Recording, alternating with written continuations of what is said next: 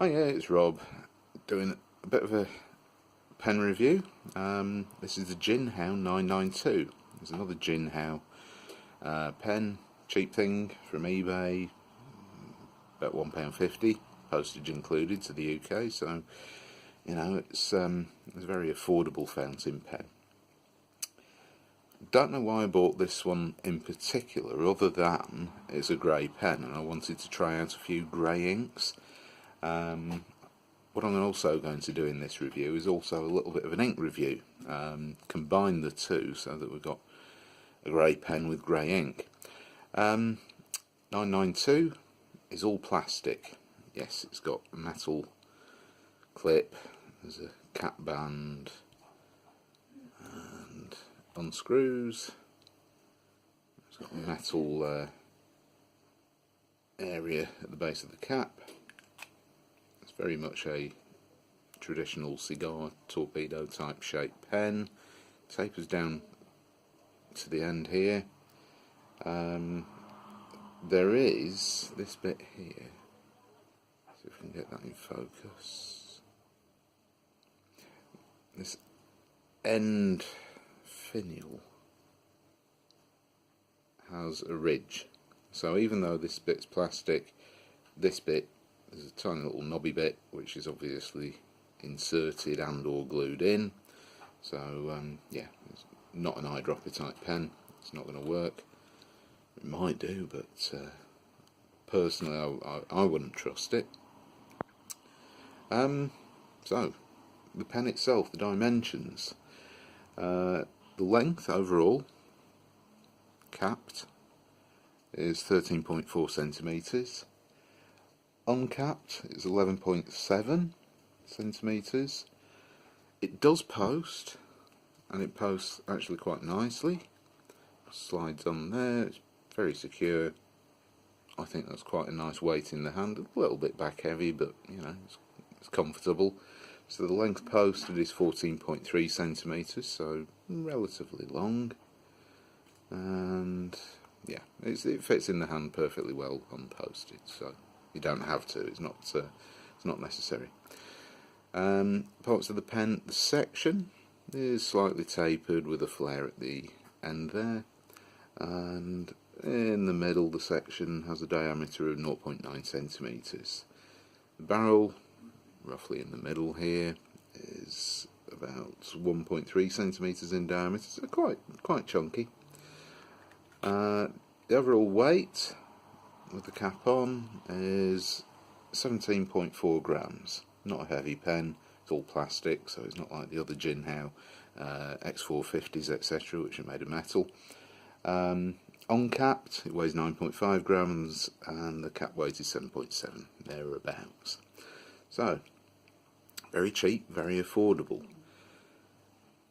All I bought this for was the fact that it was a grey pen to put grey ink in. It came with a standard international cartridge converter, and yeah, so yeah, there's not a lot more I can really say about it. The section there is comfortable to hold, perhaps, you know, a little bit wide maybe, a little bit girthy.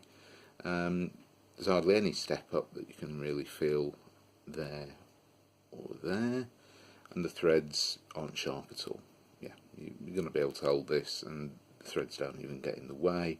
You can feel them under your fingertip just there, but you know, it's not something that you're really going to be bothered about.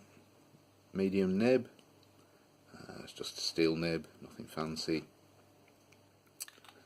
So how does it write? Well, I'll start off by saying a little bit about the ink as well. It's a German brand, Seitz-Kreuznach.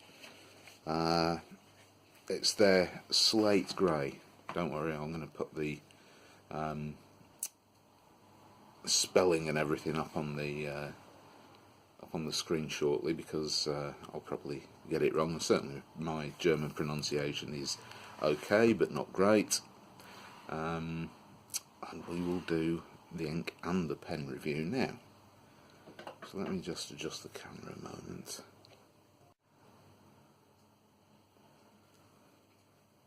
So, Seitz-Kreuznach Slate Grey. it is a saturated ink. It comes out quite black. Now on the higher quality papers, it seems to be very black. I have previously only used one other black ink, which is Waterman's Intense Black, which, to be honest, black's black. It is what it is. I'm happy with it. But then I tried this ink, and it seems a lot more saturated. It certainly seems blacker. It's a nice ink. It's got good flow to it, and I'm really, really pleased with it.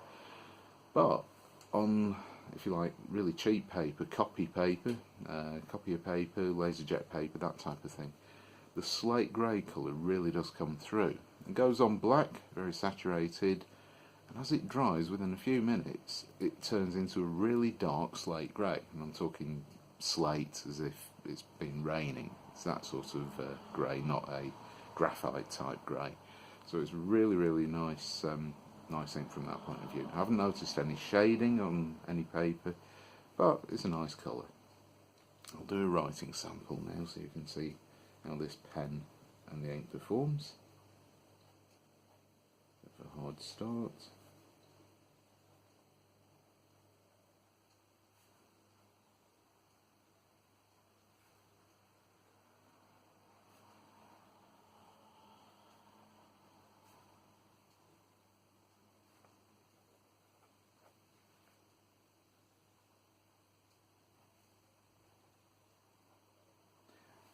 This nib is really, really quite good for the price, and certainly for a Jinhao pen out of the box. This thing writes lovely. It's a really nice pen to use. It's a nice shape. Could be a bit heavier, but you know, it's a plastic pen. It's pretty good. Do a bit of fast writing.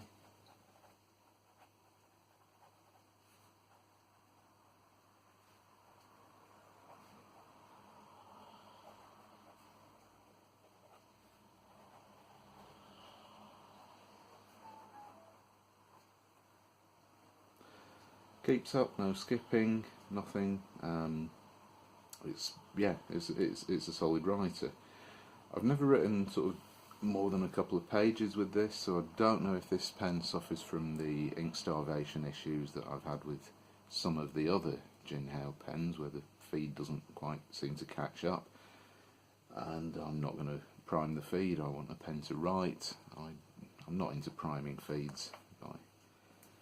Undoing this, tweaking the converter so that you get little excess ink on the nib.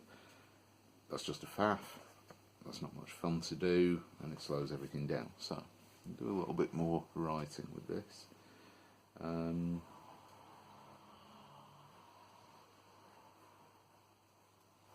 mean, there isn't any line variation whatsoever.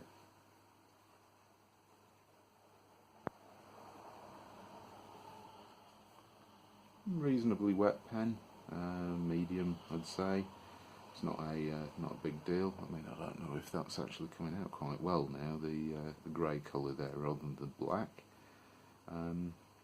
Yeah, this is a good combination. A nice, nice ink, and very happy with the pen itself. So, Jinhao 992 is a pen that I can safely say yes, I would certainly recommend it if you want a really cheap plastic pen. It's the only one that I've bought, so I can't say whether the quality is going to be consistent, but it's a good pen. I'm happy with it, and yeah, certainly I'll be using it with this ink probably quite a lot. Thanks for watching.